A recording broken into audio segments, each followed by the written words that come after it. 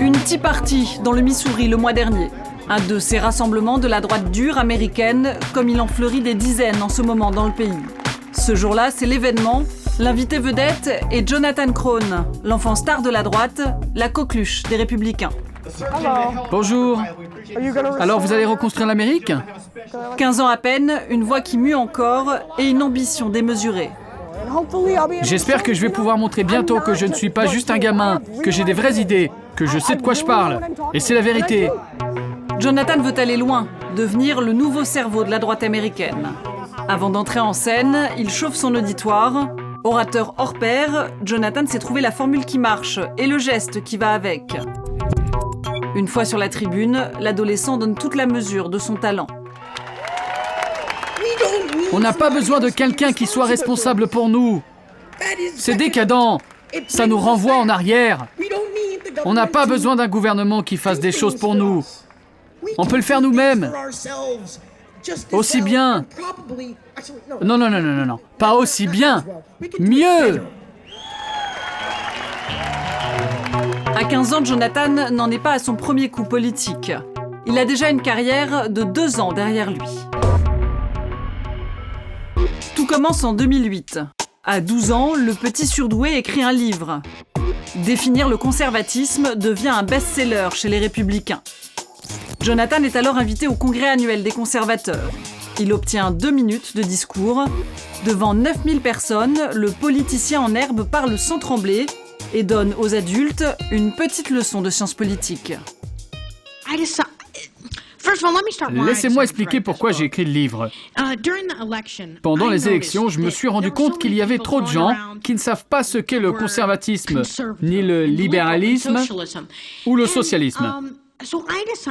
J'ai voulu expliquer à ceux qui croient savoir, mais qui en réalité ne le savent pas vraiment.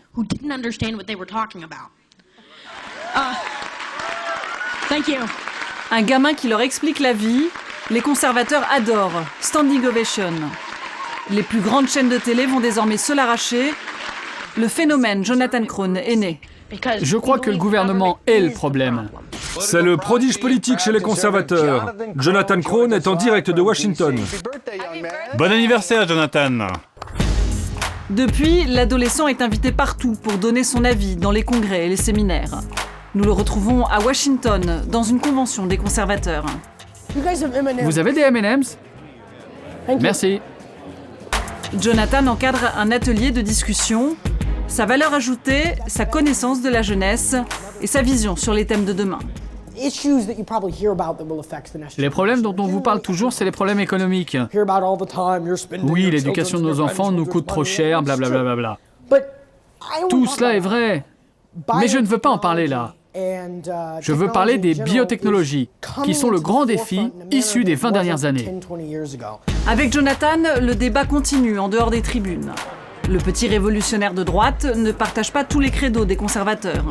Il est pour l'union civile des homos et farouchement anti-créationniste. Face à un auteur célèbre, Jonathan ne se dégonfle pas et répond du tac au tac.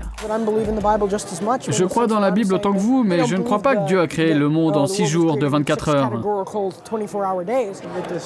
La Bible définit strictement ce qu'est une journée. C'est un matin et un soir. Oui, mais comment savez-vous que matin et soir ne sont pas des métaphores ? La Bible est truffée de références au matin et au soir de façon imagée.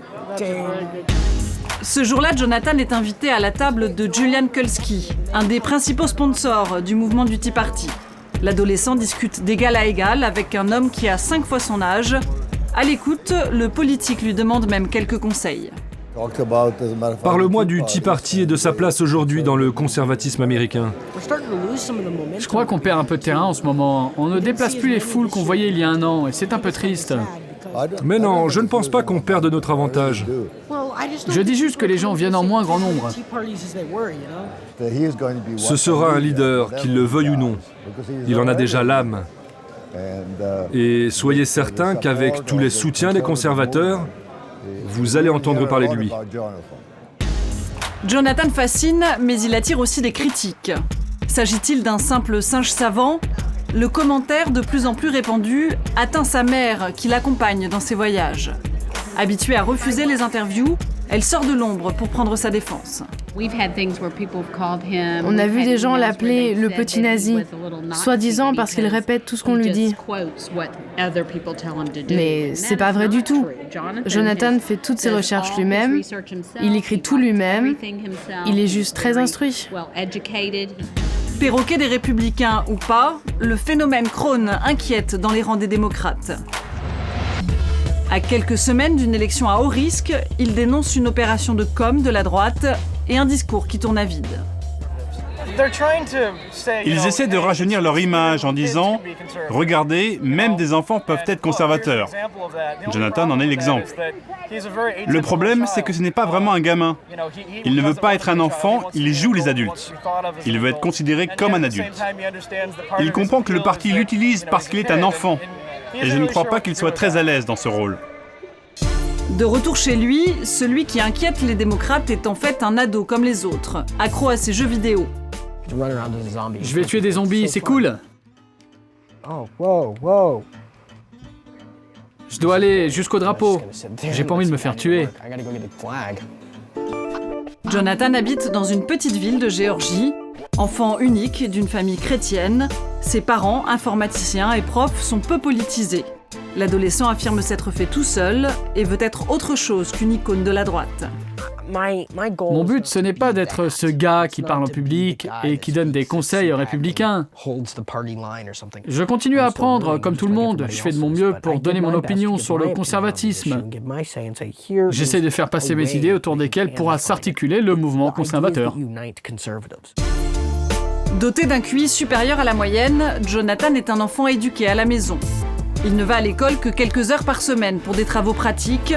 Le reste, il le sait déjà. Je préfère lire, franchement, quelque chose comme le New Yorker, ou bien lire des auteurs comme Nietzsche, Rousseau, Platon ou Schopenhauer. Parce qu'honnêtement, ici, rien ne va m'aider pour ma vie sociale. Je veux quelque chose qui me fasse grandir intellectuellement.